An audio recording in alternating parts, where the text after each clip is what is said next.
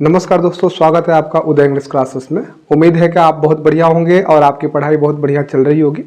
आज के लेक्चर में हम लोग प्रेजेंट इंडेफिनिट टेंस के बारे में जानेंगे और समझेंगे कि क्या होता है, और अगर कोई हिंदी में अनुवाद देता है तो कैसे पहचानेंगे कि वो प्रेजेंट इंडेफिनिट टेंस में होता है, और किस प्रकार से अगर पहचान लेते हैं तो कैसे उसको अनुवाद बनाएंगे, कैसे ट्रांसलेशन करेंगे उसको अंग्रेजी में। आइए आज पूरा सीखेंगे और समझेंगे, जानेंगे। चलिए वीडियो का अंत तक जरूर बने रहिएगा, ये वीडियो आपके लिए बहुत ही बेनिफिशियल होने वाला है। देखिए, जैसा कि आप बोर्ड पे देख पा रहे हैं कि यहाँ पे हम लोग प्रेजेंट इंडेफिनिट टेंस के बारे में जिक्र कर रहे हैं कि प्रेजेंट इंडेफिनिट टेंस क्या होता है और किस प्रकार के ट्रांसलेशंस का अनुवाद इसमें किया जाता है।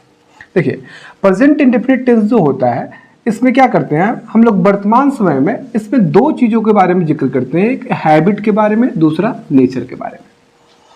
प्रेजेंट इंडेफिनिट टेंस से हम लोग मुख्य रूप से दो ही चीज बताते हैं, मुख्य रूप से बहुत सारी चीजें बताते हैं लेकिन मुख्य रूप से दो चीज बताते हैं। अगर किसी व्यक्ति, वस्तु, स्थान या जानवर की हैबिट बतानी हो, आदत बतानी हो, या किसी की अगर स्वभाव अर्थात नेचर बतानी हो, और अगर वाक्य आपका वर्तमान काल में है, प्रेजेंट टाइम में है, तो आप प्रेजेंट इंडेफिनिट टेंस का प्रयोग करिएगा। ठीक, पहचान आइए देख लेते हैं कि कैसे जो सेंटेंस हो गए हिंदी में उसमें कौन सा शब्द अगर आता है तो प्रेजेंट इंडेफिनिट टेंस में होना समझा जाता है। अगर कोई हिंदी में वाक्य दिया है और उस वाक्य के अंत में अगर ता है दिया है, या ती है दिया है, ते है दिया है, या ताहू दिया है, या तेहू दिया है, अगर ये सारे शब्द दिए हैं और उन वाक्य से काम हो रहा है, एक बात इंपॉर्टेंट है कि वो जो वाक्य देगा उस वाक्य से किसी ना किसी प्रकार का कार्य जरूर होना चाहिए। टेंस में हम लोग एक्शन के बारे में ही जिक्र करते हैं, पढ़ते हैं। तो अगर कोई सेंटेंस दिया है जिसके अंत में ता है, ती है, ते है, ताहू या तेहू आता है तो प्रेजेंट इंडेफिनिट टेंस के माध्यम से बनाया जाता है। इसके अतिरिक्त कुछ और पहचान है, कुछ और है। अगर कोई हिंदी में वाक्य है जिसके अंत में आ या करता है, या करता हूं, या क्या बोलते हैं कि करते हो करके आएगा, तो अगर इस प्रकार से आता है तो आप उसको प्रेजेंट इंडेफिनिट टेंस के माध्यम से बनाइएगा। या किसी वाक्य अंत में ई करती है अगर आता है, या किसी वाक्य अंत में ए करते हैं या ए करते हो, अगर ये सारे शब्द आते हैं, अगर ये सभी शब्द किसी हिंदी वाक्य अंत में आते हैं और कोई काम होता है तो उस वाक्य को हम लोग प्रेजेंट इंडेफिनिट टेंस के माध्यम से बनाते हैं। चलिए आगे देख लेते हैं। अब जितने भी सेंटेंसेस आपको मैं पढ़ाऊंगा, 3 भाग में आपको डिवाइड करके पढ़ाऊंगा। जितने भी आपको टेंसेज में पढ़ाऊंगा, एक अफर्मेटिव सेंटेंस होगा, एस का मतलब अफर्मेटिव सेंटेंस, एक निगेटिव होगा और एक आपका इंट्रोगेटिव होगा। ठीक है, तो जो प्रेजेंट इंडेफिनिट टेंस होता है, अगर आप पहचान लेते हैं किसी वाक्य को, हिंदी में दिया है कि प्रेजेंट इंडेफिनिट टेंस है, तो आपको पहचानना है कि अफर्मेटिव सेंटेंस है कि नेगेटिव सेंटेंस है।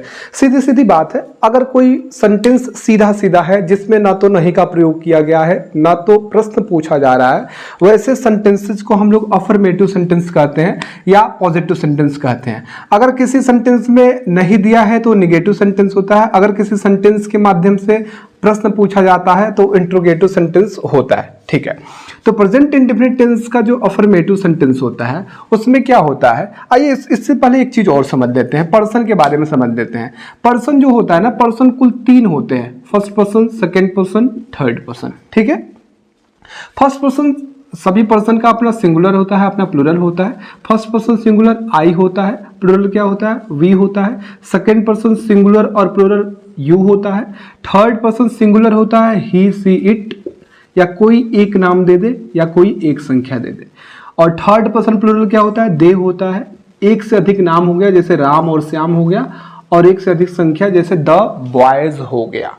ठीक है, तो ये पर्सन आपको बिल्कुल याद रखना है। अब यहाँ पे ये कहा जा रहा है कि अफर्मेटिव सेंटेंस में क्या होता है प्रेजेंट इंडेफिनिट टेंस के, कि अगर थर्ड पर्सन जो सिंगुलर होता है, अगर किसी क्रिया का सब्जेक्ट बनता है तो इसके बाद जब भी हम क्रिया लिखेंगे फर्स्ट फॉर्म में लिखेंगे और क्रिया में क्या जोड़ देंगे, यस, ईएस या आईएस, जो सुविधाजनक उपयुक्त होगा उसको हम जोड़ देंगे। ठीक है, एक बार और देख लीजिए, प्रेजेंट इंडेफिनिट टेंस का अफर्मेटिव सेंटेंस में अगर सब्जेक्ट थर्ड पर्सन सिंगुलर बनता है और तो इसके साथ जब भी हम क्रिया लिखेंगे उसमें यस, ईएस, आईएस जोड़ देते हैं।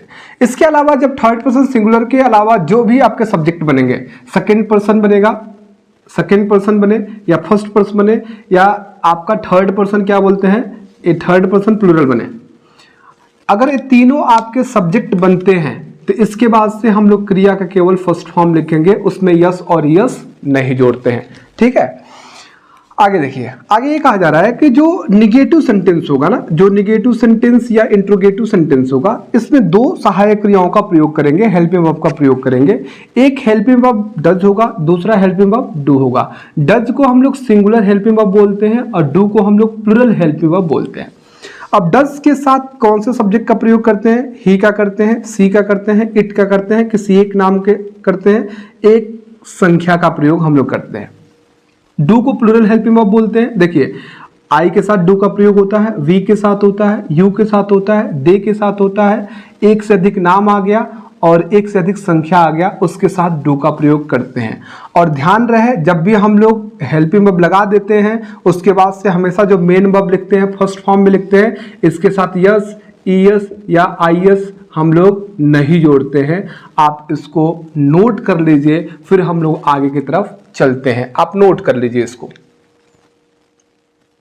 आइए हम लोग प्रेजेंट इंडेफिनिट से संबंधित सेंटेंस वाइज कुछ उदाहरण देख लेते हैं। यहाँ हम लोग फर्स्ट स्लाइड में अफर्मेटिव सेंटेंस से हम लोग रिलेटेड एग्जांपल्स देखेंगे। अफर्मेटिव सेंटेंस के कैसे एग्जांपल्स होते हैं हम लोग देख लेंगे। देखिए, अफर्मेटिव सेंटेंस ऐसे सेंटेंस जो सीधे सीधे कहे जाते हैं, अफर्मेटिव कहे जाते हैं। देखिए, अफर्मेटिव अगर सेंटेंस कोई होता है, कोई अगर हिंदी में वाक्य दिया है, अगर आप पहचान लेते हो कि प्रेजेंट इंडेफिनिट टेंस है, पहचान के माध्यम से जैसा मैंने बताया, और अफर्मेटिव सेंटेंस है, तो उसको अंग्रेजी में बनाएंगे कैसे, आइए उसका स्ट्रक्चर देख लेते हैं। सबसे पहले, अगर उस वाक्य का सब्जेक्ट सिंगुलर होता है, जो हिंदी में वाक्य दिया है सब्जेक्ट सिंगुलर होगा तो उसके बाद क्रिया लिखिएगा, क्रिया के बाद से क्रिया में यस, ईएस, आईएस जोड़ दीजिएगा, उसके बाद से ऑब्जेक्ट लिख लीजिएगा।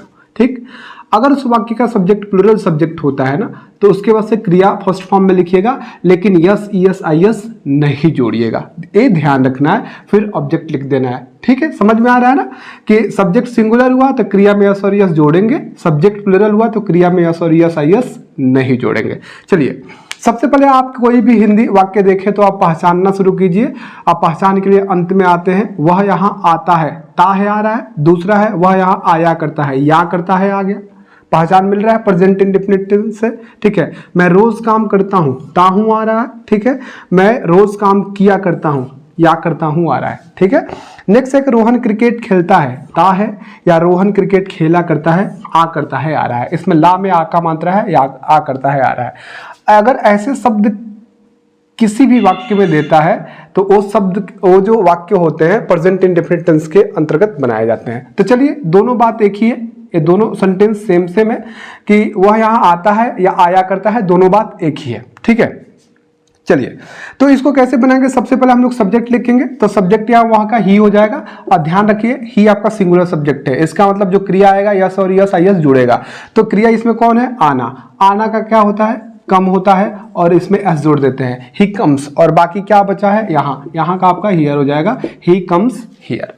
नेक्स्ट है कि मैं रोज कार्य करता हूं या किया करता हूं, तो मैं का आई होता है, और आई को प्रेजेंट टेंस में हम लोग प्लूरल मानते हैं। तो सब्जेक्ट के तुरंत बाद प्लूरल सब्जेक्ट हो गया, क्रिया लिखना है। क्रिया इसमें क्या है, कार्य करना। तो कार्य करने का क्या होता है, वर्क होता है। आई वर्क, उसके बाद से रोज का क्या हो जाएगा, डेली हो जाएगा। ध्यान रखिएगा, प्लूरल सब्जेक्ट के साथ हम लोग क्रिया में यस और यस नहीं जोड़ते हैं। नेक्स्ट है रोहन क्रिकेट खेलता है या खेला करता है, तो रोहन सब्जेक्ट है, इसमें हम लोग रोहन लिखेंगे। और रोहन आपका एक नाम है तो सिंगुलर है, थर्ड पर्सन सिंगुलर माना जाता है। अब इसके साथ सिंगुलर सब्जेक्ट के साथ क्रिया में यस और यस जोड़ेंगे, तो रोहन, उसके बाद से खेलने का प्ले होता है, रोहन प्ले, प्ले में यस जोड़ देंगे, प्लेज हो जाएगा। उसके बाद से क्रिकेट लिख देंगे। ध्यान रखिए, क्रिकेट एक खेल का नाम है, और खेल के नाम के पहले हम लोग आर्टिकल का प्रयोग नहीं करते हैं। तो Rohan pledge cricket. I hope आपको समझ में आया होगा, आप इसको नोट कीजिए और एग्जांपल्स हम लोग इसमें देख लेते हैं। आइए अफर्मेटिव सेंटेंस से रिलेटेड कुछ और एग्जांपल्स हम लोग देख लेते हैं। देखिए, मेरा भाई अपना पैसा खर्च करता है, मेरा भाई सब्जेक्ट है, इसमें क्या होगा, माई ब्रदर। सबसे पहले पहचान देख लीजिए, ता है आ रहा है तो प्रेजेंट इंडेफिनिट टेंस है। माई ब्रदर संख्या एक है तो ये सिंगुलर सब्जेक्ट हुआ। अब क्रिया लिखेंगे तो यस और यस जोड़ेंगे। इसमें खर्च करना है, खर्च करने का स्पेंड होता है और इसमें एस जोड़ देंगे। माई ब्रदर स्पेंड्स और अपना पैसा दिया है। माई ब्रदर इससे मेल का बोध होता है, तो इसके लिए हम लोग इसके अपना का हिज का प्रयोग करेंगे, his money. My brother spend his money. हम लोग इसके पहले जितने एग्जाम्पल्स आपने पढ़े हैं ना, उसमें केवल एक क्रिया का बोध किया जा रहा है। अब जितने एग्जाम्पल्स नीचे आप देखोगे, दो क्रियाओं का बोध किया जा रहा है, ठीक है। हम लोग उसे पकड़ना चाहते हैं, ते हैं आ रहा है, ठीक है। तो हम लोग का वी होगा, प्लूरल सब्जेक्ट है। एक बात ध्यान से सुनिएगा, अब तक केवल एक क्रिया का प्रयोग हो रहा था, अब दो क्रियाओं का प्रयोग हो रहा है, एक पकड़ना, एक चाहना। तो अगर किसी वाक्य में दो क्रियाओं का प्रयोग होता है तो अंग्रेजी में ट्रांसलेशन बनाते समय अंतिम क्रिया पहले लाते हैं, ठीक है, और पहली क्रिया टू लगा के बाद में लिखते हैं। तो हम लोग उसे पकड़ना चाहते हैं, चाहते हैं पहले आएगा, ट्राई होगा। हम लोग इस प्लूरल सब्जेक्ट है, इसमें यस और यस नहीं जोड़ेंगे, तो वी ट्राई। उसके बाद से क्या होगा, टू, पहली क्रिया टू लगा के लिखेंगे। वी ट्राई टू, पकड़ने का कैच होता है और उससे का हिम या हर हो जाएगा।